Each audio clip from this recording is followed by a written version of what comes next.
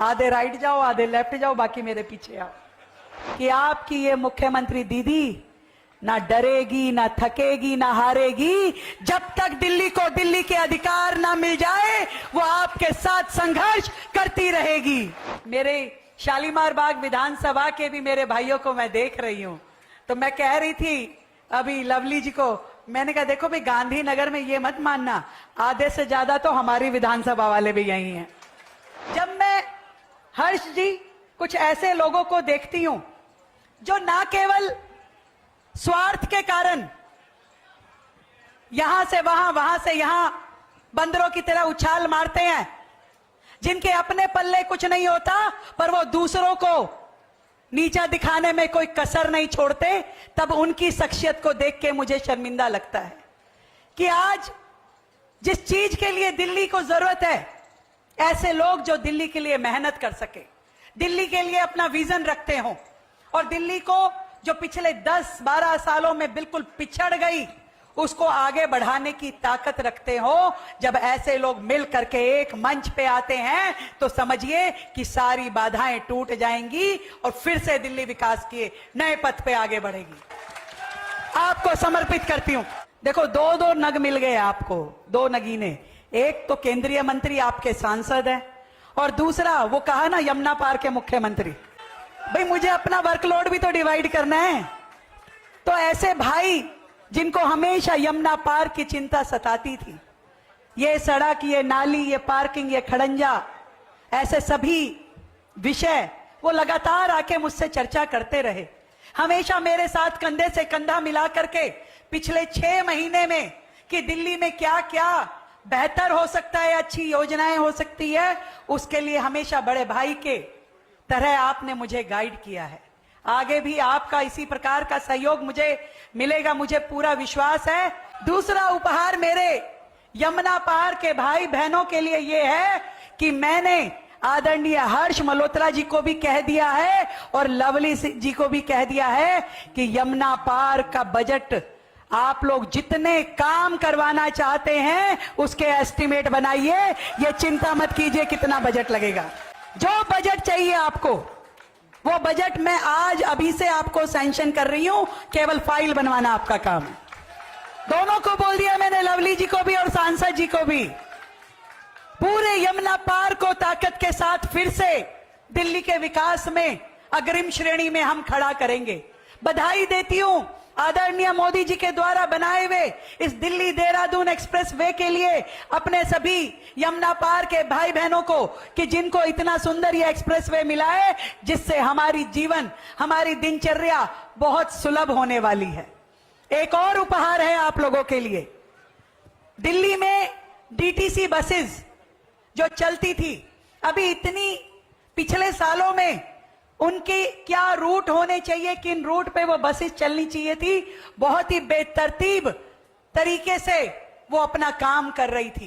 पहली बार दिल्ली सरकार ने अपने पूरे के पूरे परिवहन विभाग को रिवाइव किया है। उसमें इलेक्ट्रिक बसेस की बहुत बड़ी फ्लीट जोड़ी है, और पूरे के पूरे उनके रूट जो होते हैं उसकी हम मैपिंग फिर से कर रहे हैं, और उसकी शुरुआत उस रूट मैपिंग की कि कहां से बस चलेगी, कहां खत्म होगी, ताकि किसी भी रूट पे ना कमी रहे, ना बहुतायत रहे, ना फालतू हो, ना कम हो। और इस दृष्टि से जो शुरुआत हम करेंगे वो यमुना पार से करेंगे। पूरे रूट को दोबारा से फिक्स किया जाएगा। अधिकतम बसेस जितनी जरूरत पूरे यमुना पार को है वो दी जाएगी, और इसकी शुरुआत यमुना पार से की जाएगी। एक बहुत बड़ी संख्या दिल्ली की यमुना के इस पार रहती है, और जो मां यमुना के स्वच्छ होने का इंतजार कर रही है।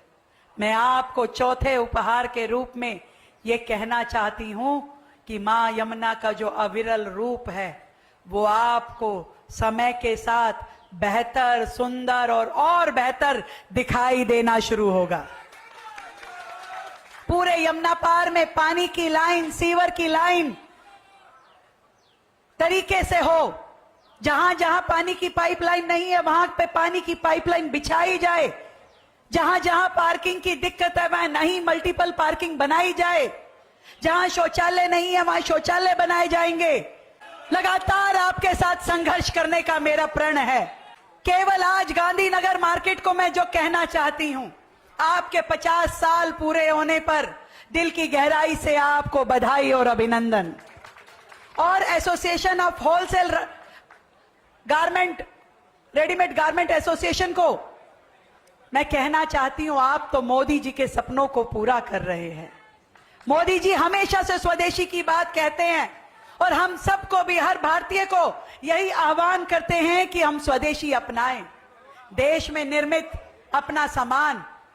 और आपके द्वारा यहां पर जो रेडीमेड गारमेंट की दिशा में जो क्रांति लाई गई है, उसके लिए मैं अपने सभी व्यापारी भाइयों को, सभी औद्योगिक भाइयों को बहुत बहुत प्रणाम करती हूं।